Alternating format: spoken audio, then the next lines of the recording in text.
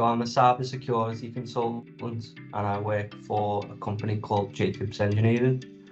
And we work within defence sector, critical national infrastructure, nuclear sector, and yeah, we provide consultancy services for cybersecurity projects. Also working on IT projects as well, engineering type projects. So yeah, my role at the moment is working mainly in the cloud, so running security operations for one of our clients within the CNI space.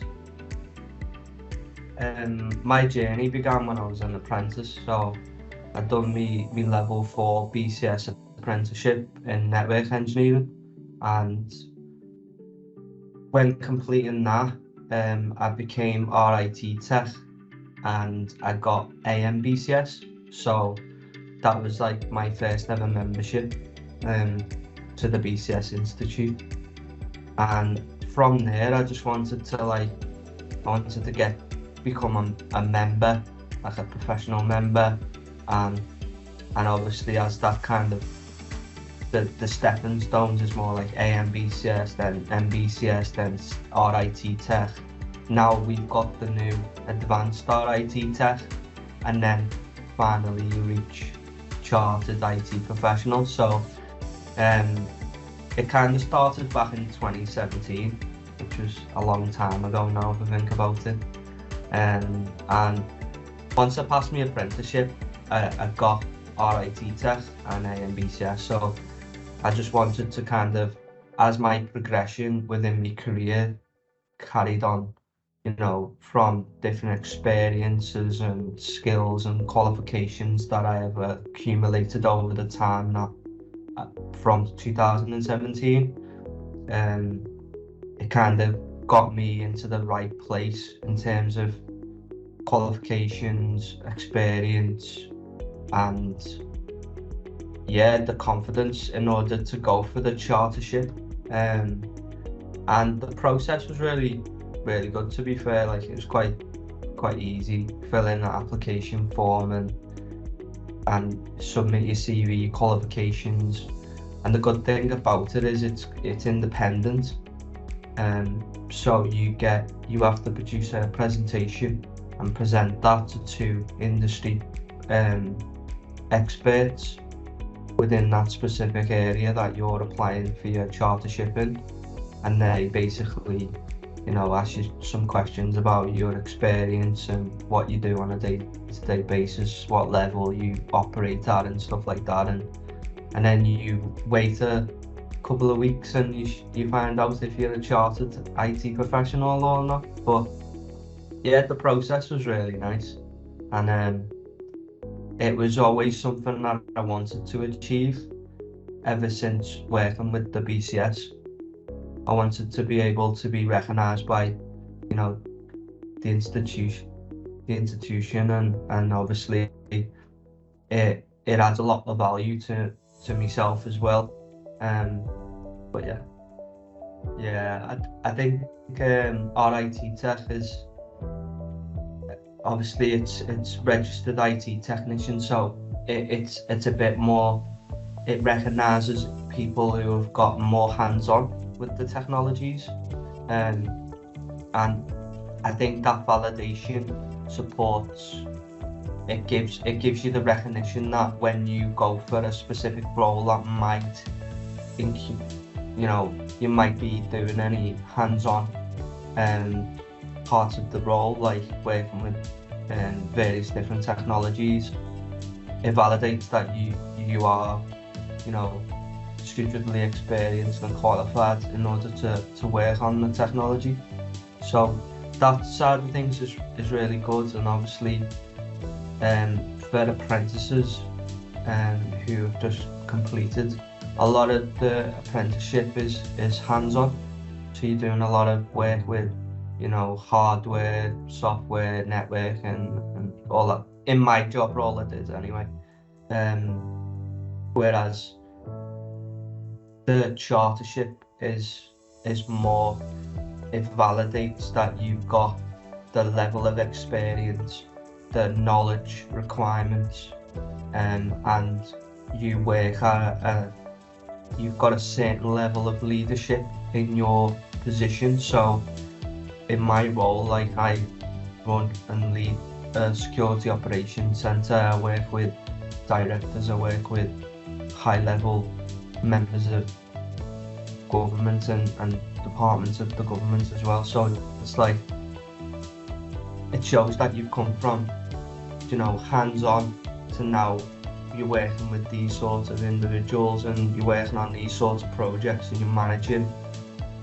You're responsible for more in terms of looking after people below you as well, like working with juniors and graduates, making sure that they're progressing on their career pathway as well. So our IT tech is something that I would expect if you was an apprentice, you'd become a registered IT technician, and that gives you that recognition. And then obviously as you develop throughout your career, then you can start to look at how do I become chartered and what does that mean to me. And it adds a lot of value in terms of, I've got the recognition from the British Computer Society that I am, I have the levels of skill and experience to become chartered. But there's a lot more that goes into that. It's not just about qualification and experience. It's also about what you do in the community. Do you support the cyber security community, the information security community? Do you do work outside of your role, mentoring, and that shows a level of knowledge as well, just in itself. But yeah, I would recommend our IT tech and becoming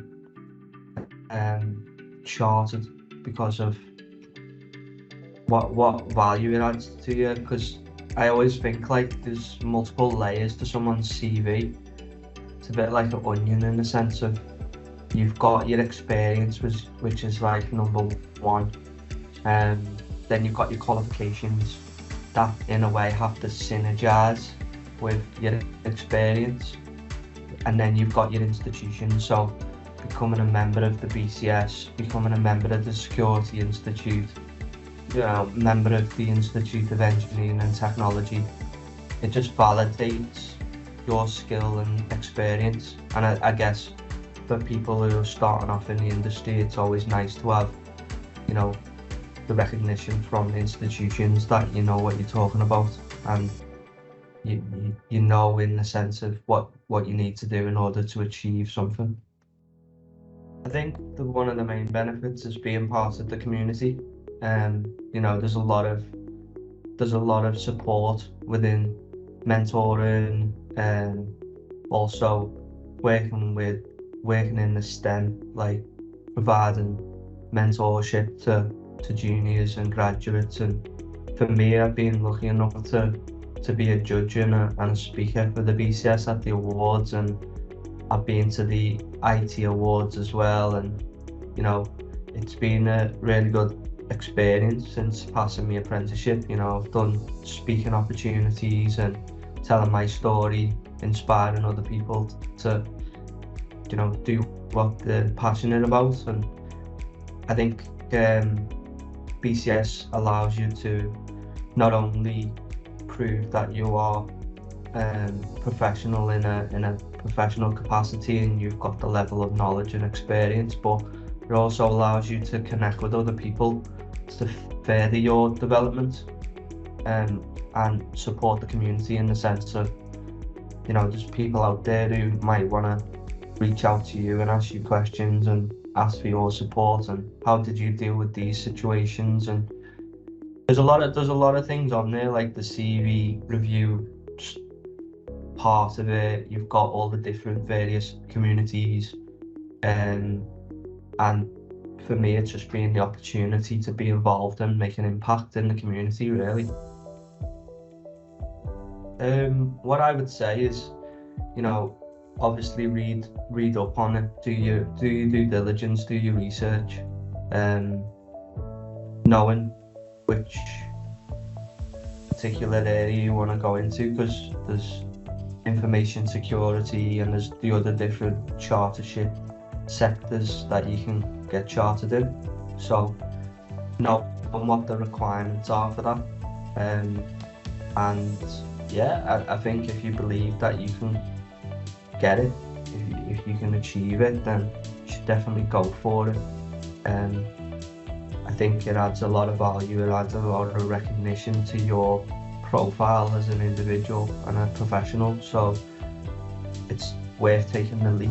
And to be fair, it was a really nice process, very straightforward. A lot of people have asked me, you know, what was the process like, and yeah, it's you know, the good thing about it is it's independent, so you get to meet other professionals in industry. You know, mine was IBM and NCSC members, so I got to meet those people, and it, yeah, the process was quite quick, to be fair. I don't think it was any more than 3 or 4 months from start to finish, so it was quite a smooth process. And after it, you know, being able to put those post-nominals after your name is something that I've always wanted to put after my name since since passing my apprenticeship in 2017. So what I would say is, believe in yourself, go for it, and yeah, enjoy the process.